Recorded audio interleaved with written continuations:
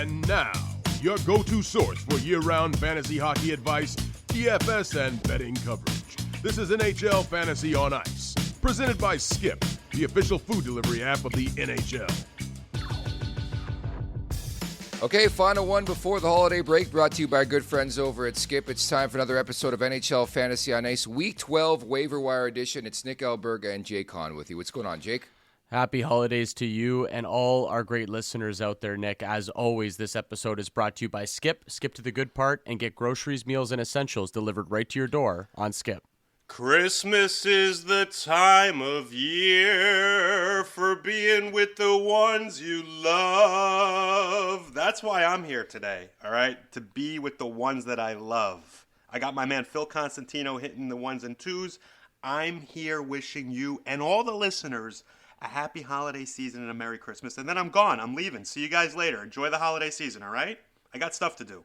Peace out. I thought we were going to have producer Bob just sing a Christmas carol for 30 minutes, but he's gone. That's it. That's all. Jake, lots to cover on today's show. We got Pete Jensen coming up for a look at the waiver wire list for this week.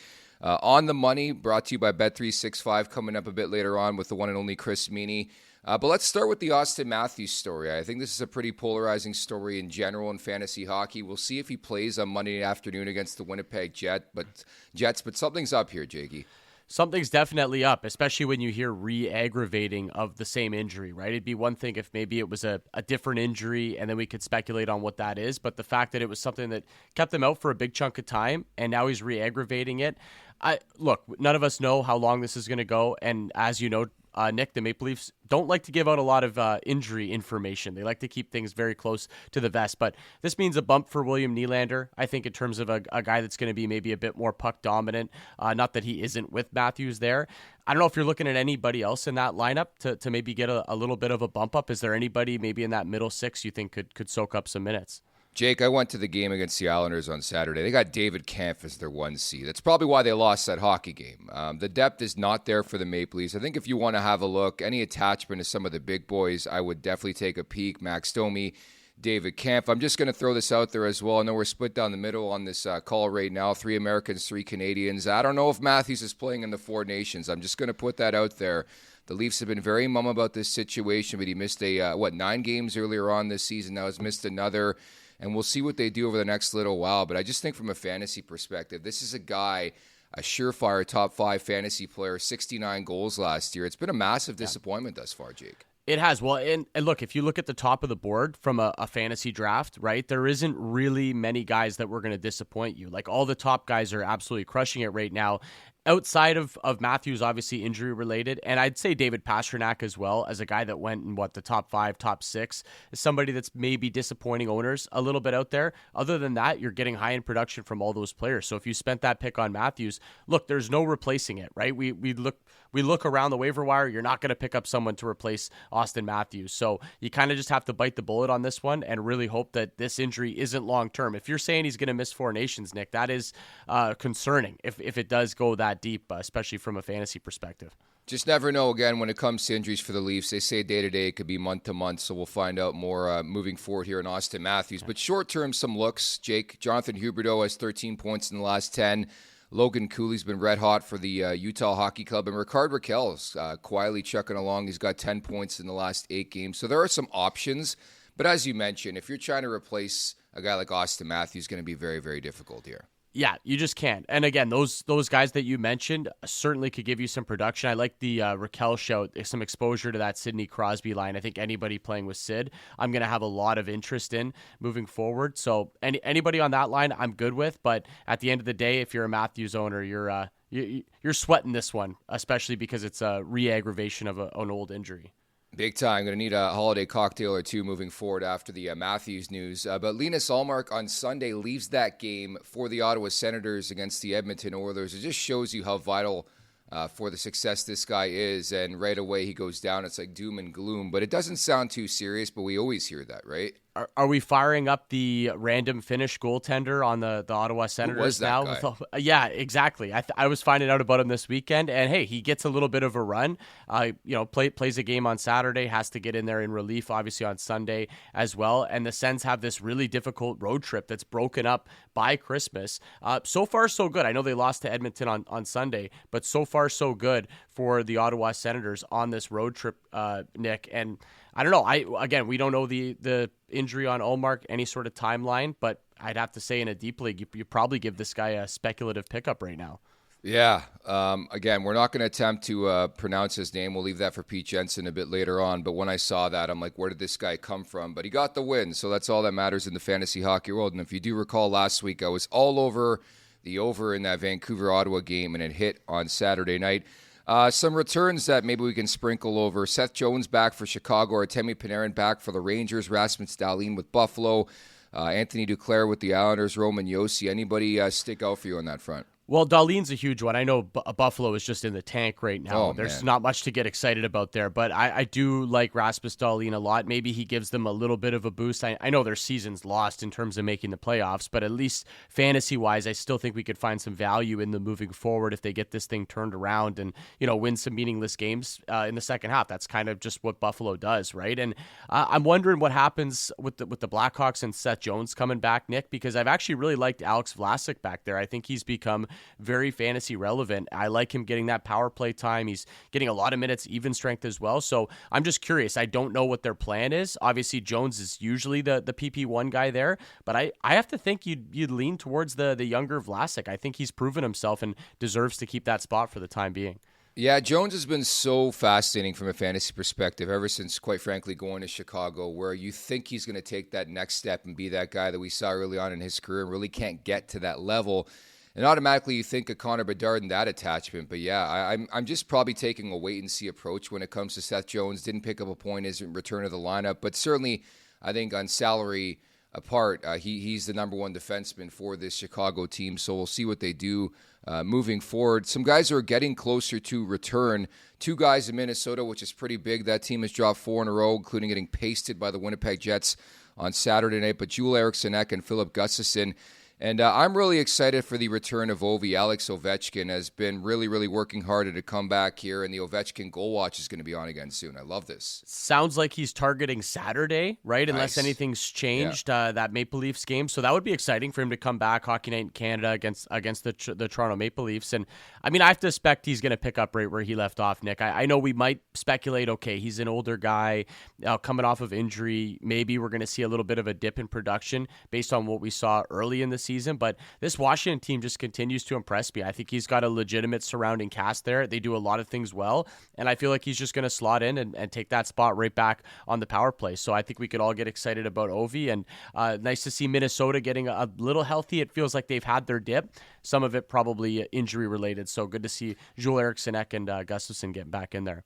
Jake, Washington's an absolute wagon. They did not skip a beat without Alex Ovechkin, whereas almost at the 40-game mark, I can make the proclamation they're real. I think Washington's going to the playoffs. I think they're going to be difficult to play against in the playoffs. They're just feeling it right now, Jakey. The only future I have locked and loaded right now is the Washington Capitals at 35-1. And it's not because I think I can sit here right now and tell you Washington's going to win the Stanley Cup. There's probably 10 teams you can make a pretty strong case for to win the Stanley Cup right now, and it's a mixed bunch. But that, to me, that's just a crazy number for a team that looks like they could possibly win the Metropolitan Division, and if they don't, probably still get the 2 seed, get some home ice advantage, whatever it might be. They look like a playoff team, and I'll take any playoff team at that kind of number, especially the way that they're playing right now. I'm feeling them big time, Shirley, and more of a quieter week, obviously, when it comes to fantasy hockey, as Pete chimes in as well via the chat. 48 games left. He needs, 26 goals to tie Wayne Gretzky. That's going to be difficult, Jake. As soon as he went down, I'm like,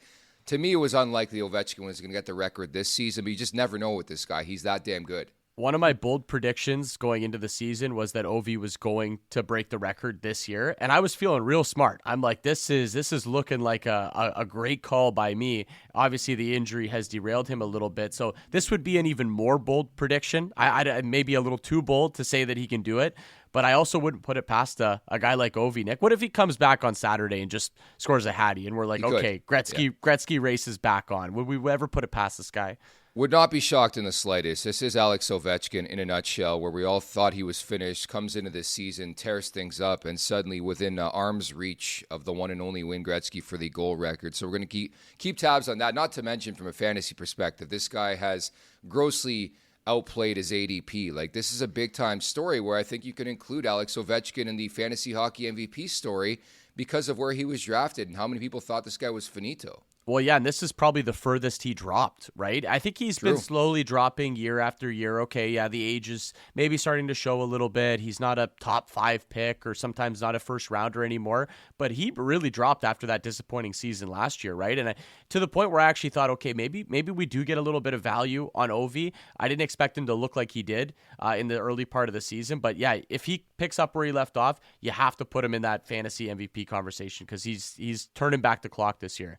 Jake, it is a tricky week in terms of schedule manipulation. You're going to be having to make some core decisions on who you're keeping out of your lineup because there's only 4 days of games this week in the 7-game slate, and that's all we have for this week in Week 12 in fantasy hockey. So we have 13 on Monday, 8 on Friday, 11 on Saturday, 9 on Sunday for a grand total of 41. The 2-game teams, Edmonton, Florida, the LA Kings, Nashville, the Rangers, Ottawa, Utah, Vancouver, Winnipeg. So 10 teams there. The 1-game teams, Colorado and Seattle, who play just, again, 1 game, 2 of those teams. The rest are playing 3 games. So you're going to have to pick apart some of the pieces here. But, again, it's going to be more decisions on who you keep off your lineup, right? Out of your lineup. It's exactly that. Most of the league is playing 3 games, so it's kind of take your pick on, okay, maybe who has the best matchups. There's a lot of back-to-backs out there as well, especially coming up this weekend after the break, so maybe look to some backup goaltenders getting those starts. And you mentioned the 1-game teams. I think that's important. Seattle, Colorado. I mean, you're obviously not dropping top guys in Colorado, but maybe some of those secondary pieces, you don't need them in a 1-game week. And Seattle, okay, there's a couple of guys I'm kind of interested in to see where this thing goes. Capo Caco. I mean, Matty Beniers has been in the cooler all season long. Man. Yeah, there's a bunch of guys there that are really struggling to score consistently. So I'm pretty cool dropping almost any Seattle Kraken at this point. Yeah, the Beniers file is so interesting. I've been waiting for that guy to take the next step and just hasn't really been in focus in fantasy hockey since like being drafted pretty much, which I think is fascinating considering how all this team he had behind him coming into the league, right? That's right. And I mean, he's a guy I would love to see him shoot the puck a lot more, Nick. I don't know. Maybe it's just not his game. And as a young player coming to the league, I think we're always trying to assess these guys. Okay, are you going to be a pass first guy? Or are you going to be a shoot first guy? And it's okay to be a pass first guy. And a lot of guys rack up points doing it that way. But at some point, you got to be a little selfish and take that shot. And I mean, it's no shock that he's on a goalless drought like he is right now because he's just not even shooting. All right, Jake, let's take a look. Week 12, waiver wire edition. We bring in the one and only Pete Jensen. Pete, I love the fact that you have Jonathan Huberdeau on your list this week. We talked about Austin Matthews off the top of the podcast. This is definitely an injury to watch over the next little while, but I love the replacement option here in Jonathan Huberdeau. What's going on, Petey? He's been on fire, and not in the way that he has been in years past during his heyday. He was always an assist man, an elite distributor. The guy, Huberdeau, has 11 high-danger goals this season. I know the Flames are maybe a fringe or on the outs in the playoff picture, generally speaking, but this guy is finding a new element of his game, so you got to take notice when you're talking about a former All-Star here. Well, and you got a couple Toronto Maple Leafs on the list this week, Pete. Is this Matthews related? Maybe a little bit of a bump up in the lineup for a couple guys with Austin Matthews out for the foreseeable future, it looks like. I think it's worth considering either way, whether Matthews is more of a day-to-day thing or if these guys are going to step up and deliver in his absence.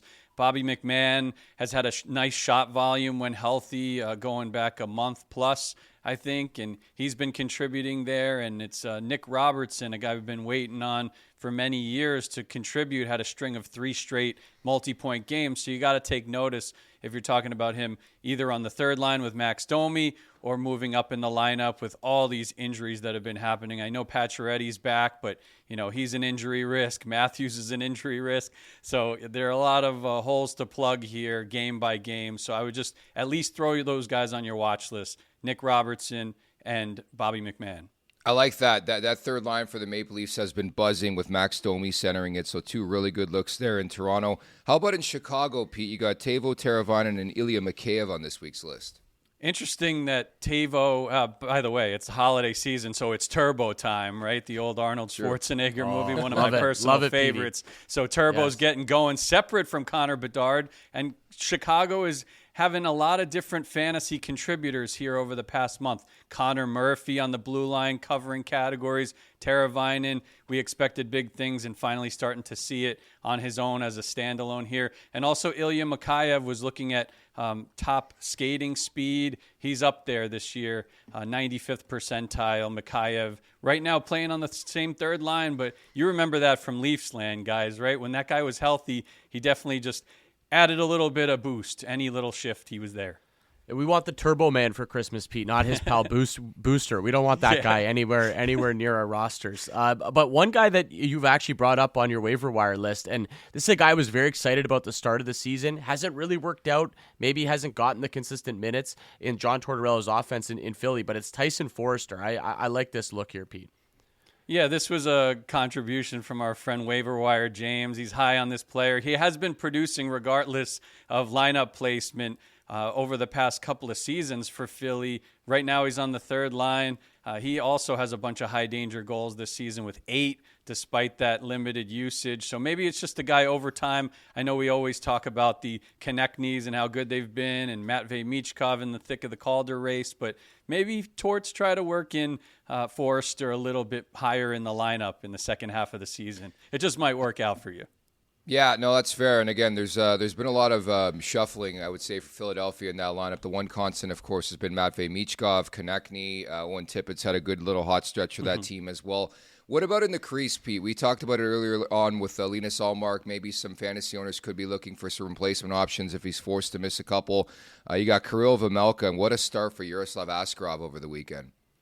Askarov's really good, and what is this now, 6 or 7 straight weeks that we mention a different Sharks player? They got 4 good rookies on the roster when healthy. You got Askarov and Celebrini, Will Smith, and Kovalenko. They're all rookie eligible. So it's just one of those things where over the course of the season, I see these guys getting more expanded roles and improving over time. And Askarov has at least a .917 save percentage in each of his first 3 games of the season. He's earned a point for his team in all 3 of those games, 2 overtime losses and a victory. So, yeah, impressive with what he's working with. Not much of a defense out there, but I would certainly take notice of him. And then for Vejmelka, we had him on the waiver wire list a couple of weeks ago. He just keeps going. He's among the league leaders in save percentage this year. And Utah is just a much better team, I feel like, when he's in the net.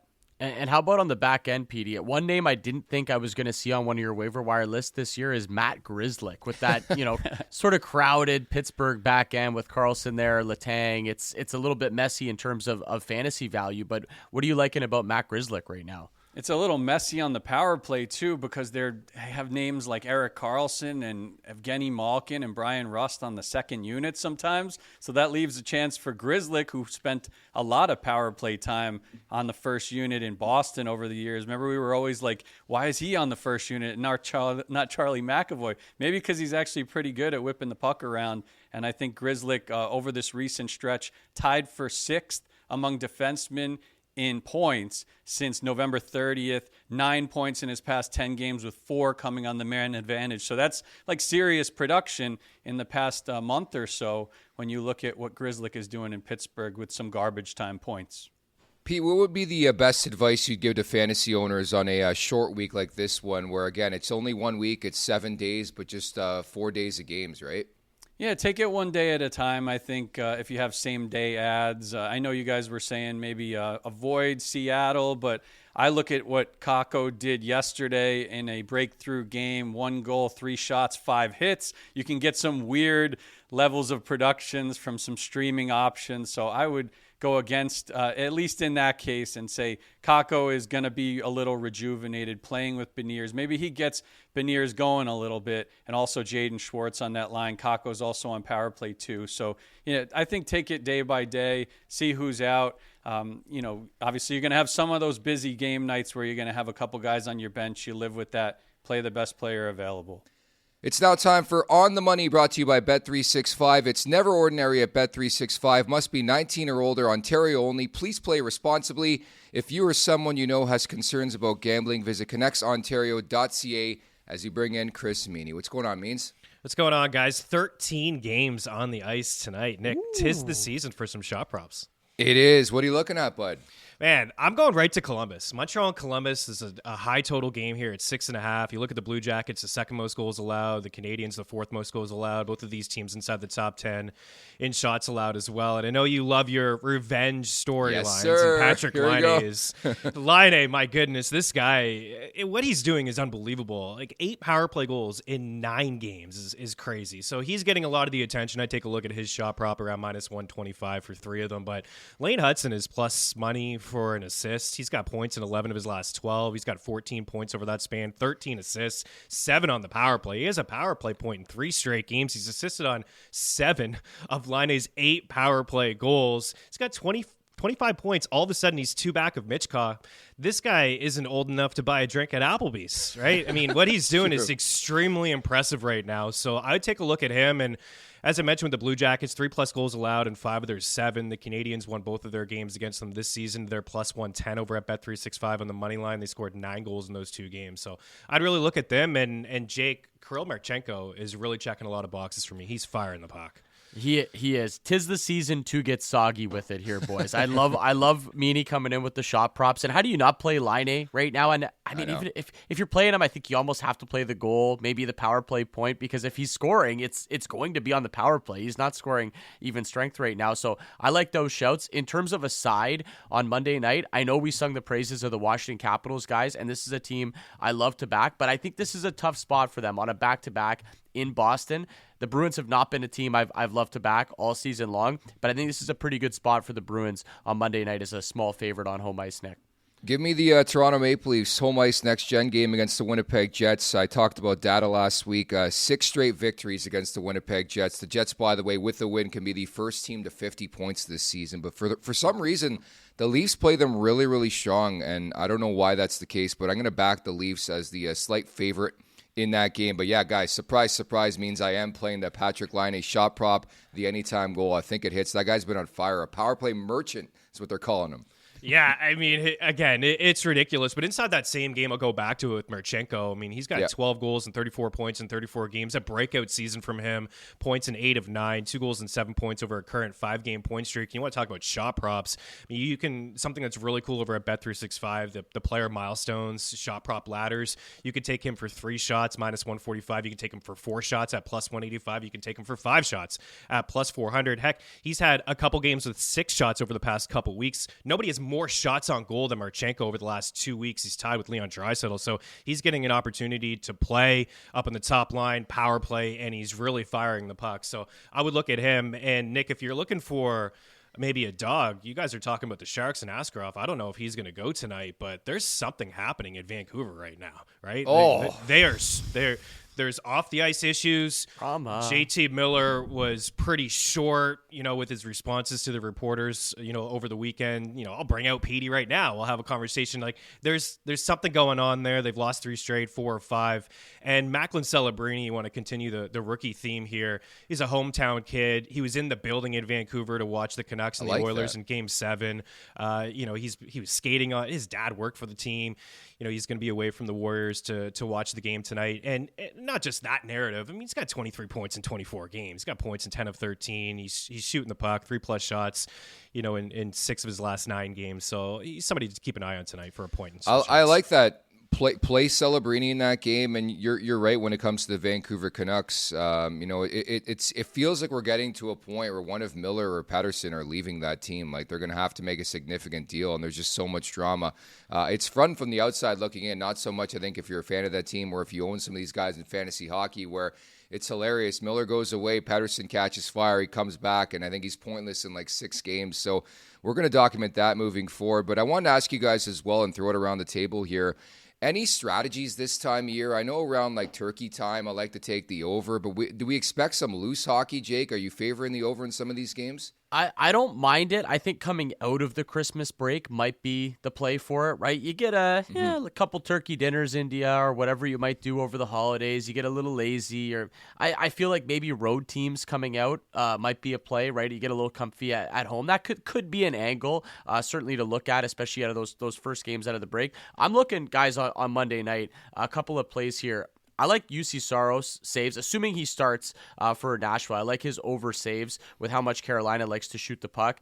Nashville on home ice there. And give me the Utah Hockey Club as a home dog against the Dallas Stars. Dallas is Jekyll and Hyde, guys. At home, they're excellent. On the road, not so nice. So Dallas is a road favorite right now. This is got to be a fade for me. I like it. Means I was going to ask you in general about Utah. 7-1-2 in the last 10. I think they're a sneaky play to make the playoffs. In fact, it took a really long flyer on Utah just because of them relocating here, a new crowd, new fan base, maybe going all Vegas with us, winning a cup or going far in the playoffs. But how do you sort of handicap the Utah team in the second half of the season here from a betting landscape? Yeah, I'm a big fan. They're getting good goaltending. They're strong at 5-5. You know, Jake, I think I joined you a couple weeks ago on NHL and the Sirius channel, and we were talking about two teams that could make a run that were under 500 at the time. One was the Ottawa Senators, who we discussed last week, and the other was the Utah Hockey Club. And Dylan Guenther is an absolute baller. He's got 16 goals and points in 7 of his past 8. And Clayton Keller was on our buy low list over at NHL.com/fantasy. Now I think the window is closed. He's got 7 goals and 15 points over his last 10 games. Is coming off a 4-point night on Sunday, 9 points during a 4-game point streak. Him and Nick Schmaltz, they kind of go hand in hand. When Keller hits a score sheet, Schmaltz hits a score sheet. You could take both of these guys over at Bet365 for a point at plus 140. Schmaltz has hit the score sheet in 4 or 5. So yeah, they're just a really sound hockey team, right? And you're seeing the breakout from some of the younger players like Guenther and Clayton Keller. And as long as they're getting the goaltending, they're going to hang around in most games. I like the call by Jake, to go in and beat the Dallas Stars. I need Petey to get in here and back the Buffalo Sabres. I really do, guys. Oh, boy. Like this is. When's it happening, Pete? They got to win a game at some point, guys. They're not going to go 0 for the rest of the year. Will they win a game in 2024? That's what I want to know. They got 4 games left. Islanders, Blackhawks, Blues, Stars. There's a couple winnable ones in there for Buffalo. Petey, any interest? I don't know what they need to do to get this team going. This is incredible. It's the lowest point I've ever seen from a team that has not been in the playoffs in 13 plus years. So that really tells you a lot. JJ Peterka, some garbage time points over the past few games. I can get on board there. If it's going to end, it's probably going to be on the shoulders of Dahlin. I know Dahlin came back the other day and then sat out the next game. So you just got to take a wait and see approach maybe there. If he is in the lineup confirmed, maybe you try to break the losing streak with a Dahlin prop. But there's just not much doing here for Buffalo. This is a losing streak, a winless streak at 13 games right now. Yikes. Pete, I kid you not. I don't think Buffalo's won a game since you came on this podcast and said they're in a playoff spot. Do you remember that when you did that in November? You're like, Buffalo's in a playoff spot right now. And it's like, I don't think they've won a game since then. You know what's happened since then? When they swept the road trip on the West Coast, Tage Thompson came back. We wrote an Edge story about that defenseman trio, and they haven't won a game since. It's incredible. Any other plays you like before we wrap here? I'll take a look at Anthony Duclair. He came back the other day, had an assist. He was playing real well for the Islanders prior to the injury absence. And I just like that top 6 so much better when Matthew Barzal, Bo Horvat, and Duclair are all healthy. So, maybe the Islanders have a little bit glimmer of hope heading into the new year with Duke back. Very well said. Breaking news coming in from Bet365, where every nail-biting overtime win, breakaway, pick 6, 3-point shot, underdog win, buzzer beater, shootout, walk-off, and absolutely every play in between is amazing. From football to basketball and hockey to baseball, whatever the moment, it's never ordinary at Bet365. Must be 19 or older, Ontario only. Please play responsibly. If you or someone you know has concerns about gambling, visit connectsontario.ca. Jake, I can't believe it. The final podcast before Christmas. We're going to take the rest of the week off, and we're going to be back next week, Week 13 waiver wire edition of the show. We will be back rested, rejuvenated, maybe a little full in the bellies. Hopefully with a little more money in our accounts after the Bet365 segment as well. Hopefully a few winners. But I hope everybody out there has a safe and happy holidays. Everybody involved with the show and all the great listeners out there as well. Love it. Also, don't forget to check out the latest episode of NHL Unscripted with Adnan Virk and former NHLer Jason Demers. This new podcast is part of the new NHL and iHeart collaboration. Check out episode 3 out now as former NHLer Nate Thompson drops by the pod. NHL Unscripted is available on the iHeart app wherever you get your podcasts. So we'll talk next week. I reminisce with Jake and wish everybody happy holidays, Merry Christmas, and Week 13 waiver wire edition coming up next week. Many thanks to producer Bob Bender who chimed in off the top. Phil Constantino, Pete Jensen, Chris Meany, Jay Kahn. I'm Nick Alberga.